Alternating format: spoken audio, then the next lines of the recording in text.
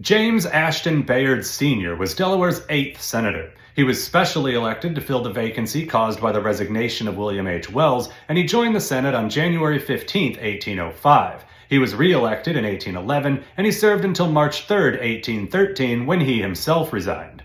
Bayard was born in Philadelphia, Pennsylvania. When he was 3, his father died, and he and his 2 siblings were raised by their uncle, a Continental Congressman called John B. Bayard. After graduating from the College of New Jersey, now known as Princeton, and then studying law for 3 years, James Bayard moved to Wilmington, Delaware to start up a law practice in 1787. In 1796, he was elected to Congress to succeed Representative John Patton. In the House, he was one of the managers appointed to put together the impeachment case against Senator William Blount. Coincidentally, one of Blount's defense lawyers in the case was Jared Ingersoll, the man Bayard had studied law under back in the 1780s.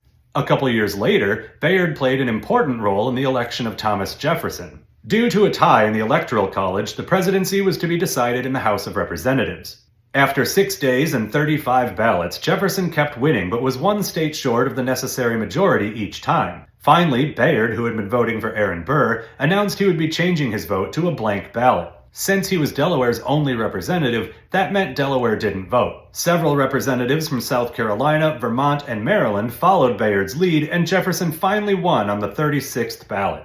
The Federalists were none too pleased with Bayard after that, and in 1802 he lost his election to a fellow future senator called Caesar A. Rodney. Bayard won a rematch with Rodney 2 years later, but declined his House seat after the Delaware legislature specially elected him to the Senate instead. That term was about to end, so they also elected him to the next term at the same time. Bayard went to Washington and joined the Senate in 1805 and was re-elected in 1811. But in 1813 he resigned when President Madison chose him to be one of his peace commissioners in Europe. Bayard, along with Albert Gallatin, Henry Clay, and John Quincy Adams, eventually negotiated the Treaty of Ghent in 1814, which officially ended the War of 1812. Bayard was finally able to return home in 1815, but on the way he came down with an illness and died on August 6th, just a few days after reaching Wilmington. His congressional relatives are many. His father-in-law was original Delaware Senator Richard Bassett. 2 of his sons, James A. Bayard Jr. and Richard H. Bayard, became senators,